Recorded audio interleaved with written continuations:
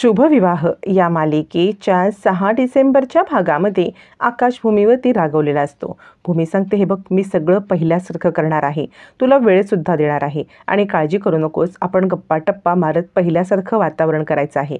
पण काही गोष्टी अशा आहेत ज्या मी तुला नाही सांगू शकत, त्यामुळे आकाश तू माझ्यावरती रागवू नकोस. आकाश म्हणतो, सायकल राणी, मला तुझ्यावरती रागवायला आवडत नाही, पण तूसुद्धा मला ना तुझी सगळी सिक्रेट सांगत जा.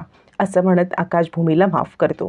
तोपर्यंत नीलांबरीची चिडचिड चालू असते. कसलं हे घर, नुसत्या 4 भिंती, याच्यात न कसली सोय न काही, मला ते इथे राहणंच कठीण होत आहे. याच्यावरती बाबा सांगत असतात, अगं प्रशांत घरी आला नाही, त्याचं तुला काही पडलेलंच नाही आहे, तुझं मात्र कटकट करणंच चालू आहे. आधी काही तासापूर्वी या 4 भिंतींसाठीच आपण रडत होतो, माहिती आहे ना. त्या भानुशाली वकिलांचे आभार मानायचे सोडून ही कसली का कटकट करतेस. त्यावरती नीलांबरी म्हणते, आभार मानण्यासारखं आहे तरी काय या घरामध्ये, नुसत्या 4 भिंती. तितक्यात दार वाजतं. दारावरती गॅस एजन्सीचा माणूस येतो आणि म्हणतो, मी न इकडच्या सगळ्या एरियामधले गॅसचे कनेक्शन चेक करण्यासाठी आलो आहे.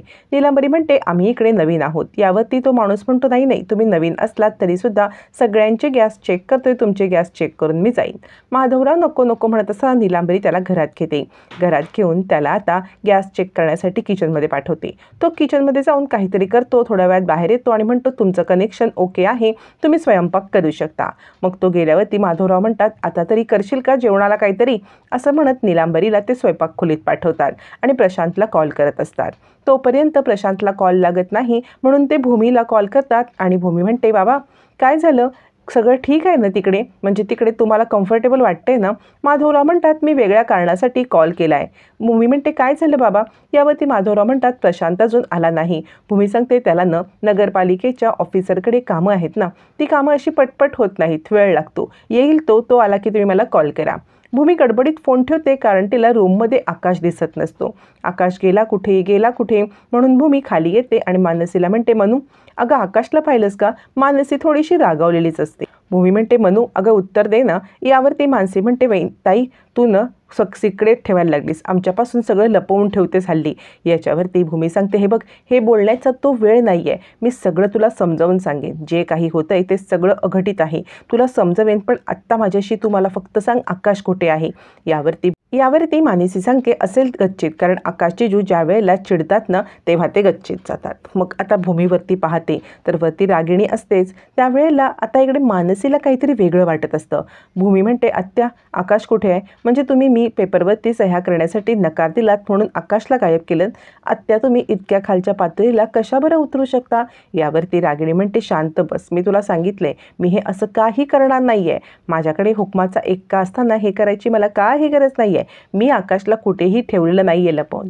आता नीलांबरी इकडे जेवणासाठी लागत असताना ती बाहेर येते आणि म्हणते, अहो, तो गॅसवाला येऊन गेल्यापासून गॅसचा वास येतो आहे, म्हणजे बघा ना, काहीतरी गडबड आहे खरं, गॅसचा वास येतोय. माधवराव म्हणतात, हे बघ, तो नीट बघून चेक करून गेलाय, तुला जेवण करायचं नाही म्हणून बहाणे सांगू नको, जा पहिलं जेवण उरकून घे. नीलांबरी सांगत असते की गॅसचा वास येतोय, पण माधवराव ऐकायला काही तयार नसतात.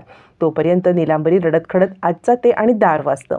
दार वाजल्यावरती दारावरती आकाशला पाहून माधवराव म्हणतात, आकाशराव, तुम्ही एकटेच, म्हणजे भूमी नाही का आली. यावरती आकाश म्हणतो, माझ्या मनाला वाटलं की तुमच्याकडे यावं, तुमच्याशी बोलावं, म्हणून मी आलो. याच्यावरती माधवराव म्हणतात, ते बरं केलं हो, तुम्ही आलात हे उत्तम केलं, पण तुम्ही नेहमी जोडीने दोघं जण येता ना, म्हणून मला आश्चर्य वाटलं.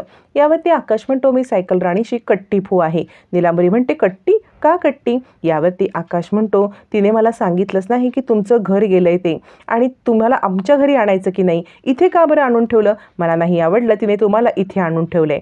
बाबा म्हणतात, हे बघा आकाशराव, खरं तर आम्हाला पण इथे राहायला खूप ऑकवर्ड वाटतंय, पण ना आम्ही सुद्धा तिकडे येऊ शकत नाही. आकाश म्हणतो, असं का बाबा, मी पण तुमच्या मुलासारखं आहे ना, तुम्ही माझ्या घरी राहायला चला. यावरती माधवराव म्हणतात, हे बघा, तुम्ही ना भूमीवरचा राग पहिले सोडून द्या, कारण आधीच तिच्या व्यापामुळे ती खूप दमलेली आहे, आणि त्यात तुम्ही तिच्यावरती रागवलात ना, तर तिला ह्या सगळ्या व्यापातून कशी बरं फुरसत मिळेल.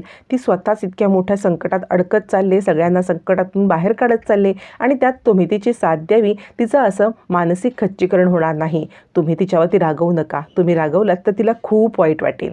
असं म्हणत असतानाच बाहेरून तोच गॅस एजन्सीवाला दाराला बाहेरून कडी घालतो, त्याला लॉक लावतो. आतमधल्या कुणालाही याची काहीच कल्पना नसते. सगळेजण गप्पा-टप्पा करत असतात. आकाश म्हणतो, "ठीक आहे, पण तुम्ही ना लवकरात लवकर इथून आमच्याकडे यायचं आहे."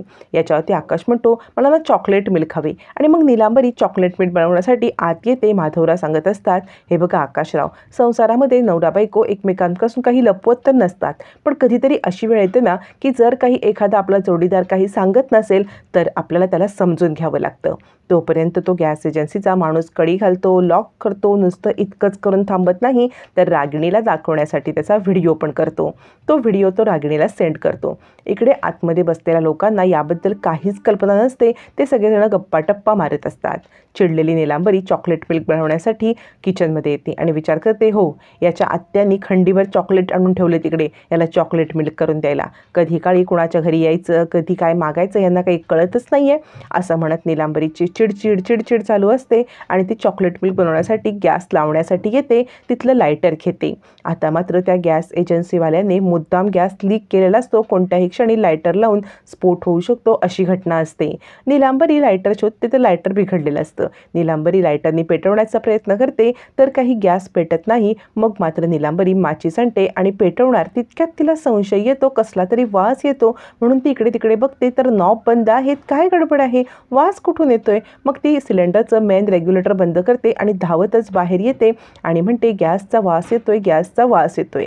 आता मात्र माधवराव गडबडतात. तोपर्यंत इकडे व्हिडिओ आत्यापर्यंत सेंड झालेला असतो आणि तो गॅस एजन्सीवाला निघून जातो. भूमी सांगत असते, "आत्या बोला ना, आकाश कुठे गेलाय?" यावरती रागिणी सांगते, "तो गेलाय तुझ्या आईवडिलांकडे." यावरती भूमी म्हणते, "तुम्ही त्याला कसं काय पाठवलं?" रागिणी म्हणते, "मी नाही पाठवलं त्याला, म्हणजे तो स्वतःच्या पायाने गेलाय. मला त्यांनी विचारलं की मी जाऊ का बाबांकडे, तर मी त्याला फक्त जा म्हटलं होतं. मी त्याला काही फोर्स नाही केला. म्हणजे त्याला ना तुझ्या आईबाबांची खूप काळजी वाटते. चांगला उत्तम जावई आहे ना तो, त्यामुळे त्याला काळजी वाटणं साहजिकच आहे. पण तुला माहिती आहे का, हा बघ नुकताच व्हिडिओ पण आलाय तुझ्या बाबांच्या घरचा. या व्हिडिओमध्ये बघ तुझ्या बाबांच्या घराला कडी आहे, त्याला लॉक लावलेला आहे." भूमी म्हणते, "हा कसला व्हिडिओ?" यावरती रागिणी म्हणते, "बघ बघ तरी तुझ्या बाबांच्या घरचा व्हिडिओ बघ." आणि ती एंट्रन्सचा व्हिडिओ भूमीला दाखवते आणि म्हणते, "बघ आकाश तुझ्या बाबांच्या घरी गेलाय. तुझी आई, बाबा, आकाश तिघही जण घराच्या आतमध्ये लॉक आहेत. घराला बाहेरून पूर्णपणे बंद करून लॉक लावलेला आहे. आणि अशा वेळेला काही इमर्जन्सी आली तर भूमी काय होईल अशा वेळेला इमर्जन्सी आली तर?" असं म्हणत आता रागिणी पुढचं सत्य सांगायला लागते. भूमी म्हणते, "आत्या, इमर्जन्सी म्हणजे काय? काय आहे तुमच्या डोक्यामध्ये? काय तुम्ही रचलंयत? काय त्रास देणार आहात तुम्ही?" असं म्हणत भूमी आता चिडते. नक्कीच काहीतरी रागिणीचा यामागे डाव आहे हे भूमीला समजलेलं असतं. त्यावरती रागिणी म्हणते, "अगं काही होऊ शकतं. अचानक गॅस लीक होऊ शकतो आणि काही इमर्जन्सी येऊ शकते." भूमीला समजतं की रागिणीने खूप मोठा काहीतरी डाव रचलेला आहे आणि तिकडे आकाशसुद्धा आहे. रागिणी म्हणते, "तू एक काम कर, तुला हे जर सिच्युएशन नको असेल तर मी माझ्या माणसाला ताबडतोब दार उघडायला सांगते. तू फक्त एकदा पेपरवरती सही कर." यावरती भूमी म्हणते, "मी पेपरवरती सही कोणत्याही परिस्थितीत करणार नाही." यावरती रागिणी म्हणते, "अच्छा, मग आकाश आणि तुझ्या आईबाबांच्या जीवाला मुकायला तू तयार राहा." असं म्हणत रागिणीने पुढचा डाव टाकलेला असतो. आता मात्र भूमी हादरते. भूमी ताबडतोब त्या तिघांना वाचवण्यासाठी निघते. रागिणी म्हणते, "बघ हा, तू पोचेपर्यंत उशीर होईल." पण भूमी सह्या करण्यासाठी नकार देते. रागिणी तिला ऑफर देते, "सह्या कर, मी लगेच त्यांना सोडवते." पण भूमी कुठली ऐकायला. ताबडतोब भूमी आता त्या तिघांना सोडवण्यासाठी त्यांच्या घराच्या दिशेने निघते.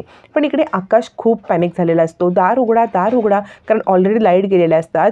गॅस सिलेंडरचा वास येत असतो आणि या सगळ्यामध्ये बाहेर पडता येत नसतं. आकाश पॅनिक होतो आणि "दार उघडा, दार उघडा" ओरडत असतो. माधवराव आणि नीलांबरी त्याला सावरत असतात. "आकाशराव थांबा, आकाशराव थांबा." इकडे रागिणी सांगत असते, "भूमी अगं बघ, पटकन सह्या कर, मी सोडवते आकाशला." भूमी ठामपणे नकार देत तिथून बाहेर पडते आणि आकाशला वाचवण्यासाठी ती घराच्या दिशेने निघते. तोपर्यंत आकाश पॅनिक होतो, खाली बसतो, त्याला चक्करल्यासारखं होतं. माधवराव आणि नीलांबरी त्याला सावरतात, पण आकाशचा तोल जातो आणि तो बेशुद्ध पडतो. आता वेळेवरती पोहोचत भूमी या तिघांना वाचवू शकेल का, हे येणाऱ्या भागातच कळणार आहे.